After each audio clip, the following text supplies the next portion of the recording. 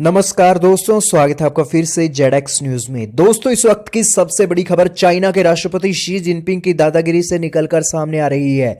दोस्तों, चाइना के राष्ट्रपति शी जिनपिंग दुनिया में तो अपनी ताकत का डंका बजाना ही चाहते हैं और इसी के चलते दुनिया के अलग अलग संस्थाओं और इसी के साथ ही उनके मीडिया चैनलों को वो टारगेट करने का काम करते ही आई हैं। लेकिन इसी की कड़ी में चाइना में भी बड़ी बड़ी टेक जायंट के ऊपर उन्होंने अपनी दादागिरी को चलाने के लिए इस तरह के नियम लागू किए हैं कि उस नियम के लागू करने के बाद $250 बिलियन का जो चूना है उन टेक और इसी के साथ बड़ी कंपनियों को लगा है, जो चाइना के राष्ट्रपति के एंटी हो रही हैं और चाइना के राष्ट्रपति की जो नीतियां हैं उनके खिलाफ आवाज उठा रही हैं। और इसी कारण से ही चाइना की बड़ी बड़ी कंपनियों के जो शेयर हैं 10% गिर चुके हैं और कल ही $250 बिलियन का भारी भरकम चूना चीन की बड़ी बड़ी कंपनियों को लग गया है, क्योंकि चाइना की सरकार ने उनके आईपीओ पर ही प्रतिबंध लगा दिया और आईपीओ को रोक दिया। आईपीओ आखिरकार क्या होता है? दोस्तों, आईपीओ एक ऐसी चीज है जिसके चलते इनिशियल पब्लिक ऑफरिंग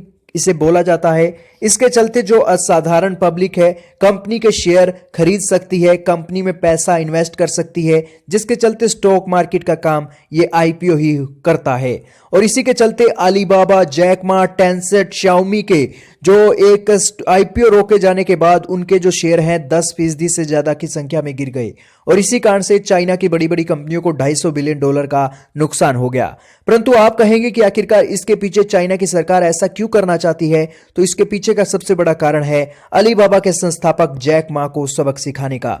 दरअसल दोस्तों, चीन की सरकार को अपनी आलोचना किसी भी स्तर पर एक मानने लायक उन्हें लगती नहीं है और अगर कोई भी बड़ा लीडर उनके खिलाफ आलोचना करता है तो वो उनके खिलाफ सख्त कार्रवाई करते हैं। और इसी की कड़ी में पिछले महीने ही अलीबाबा के संस्थापक जैक मा ने चाइनीज राष्ट्रपति शी जिनपिंग की रेगुलेशन और इसी के साथ ही सिस्टम को लेकर आवाज उठा दिए। उन्होंने कहा कि आज जो उनकी सरकार की रेगुलेशन है और इसी के साथ जो उनका सिस्टम है जो आज उनके साथ नाइंसाफी कर रहा है वो बिल्कुल खराब है और इस रेगुलेशन और सिस्टम को अपडेट करना चाहिए जो आउटडेटेड हो गया है। और ये बातें उन्होंने पिछले महीने बोली और इस महीने ही अलीबाबा को चूना लगा दिया गया, 10% उनके शेयर गिर गए। हालांकि दोस्तों, ये सब बातें अब मीडिया में सामने आई हैं तो चाइना के जो स्पोक्समैन हैं उन्होंने भी इसके बारे में जवाब दिया है। उन्होंने कहा है कि उन्होंने ये कदम इसलिए लिया है ताकि वो आईपीओ के जो सेल्फ रेगुलेशन है उनको बदलना चाहते हैं और इन्वेस्टर के जो राइट हैं उनके बारे में वो बदलाव करना चाहते हैं। जबकि दोस्तों, आज सच्चाई ये है कि जैक मा आज चाइना के 5 बड़े बैंकों को खरीदने का दम रखते हैं और उन 5 बड़े बैंकों में उनकी एक फाइनेंशियल सेक्टर की बहुत अच्छी पकड़ है। और उस पकड़ को कमजोर करने के लिए चाइना के राष्ट्रपति शी जिनपिंग ने इस आईपीओ को रोककर अलीबाबा के संस्थापक टेंसेंट, एमआई के शेयरों को गिरकर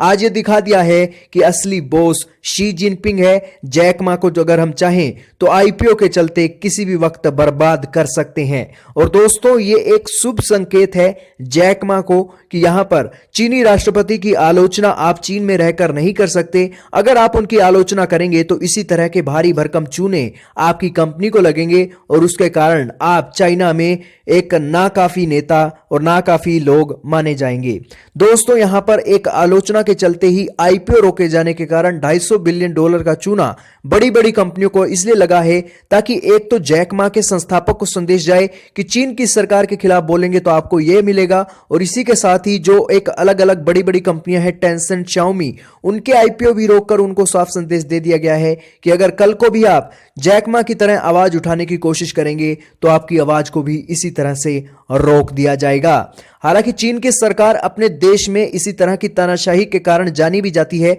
और पिछले दिनों ही उन्होंने अपने एक राजनेता को 18 साल की जेल दे दी थी जो रियल एस्टेट के मालिक थे और उन्होंने शी जिनपिंग के बारे में गलत बातें बोली थी और वो गलत बातें बोलने के बाद भी 18 साल की जेल दे दी गई। तो यह साफ दिखाता है कि शी जिनपिंग और इसी के साथ तानाशाही रवैया चीन में अभी और लंबा चलने वाला है। हालांकि आज चीन की तानाशाही से चीन के लोग ज्यादा परेशान हैं एज कंपेयर टू दुनिया के अलग अलग देश।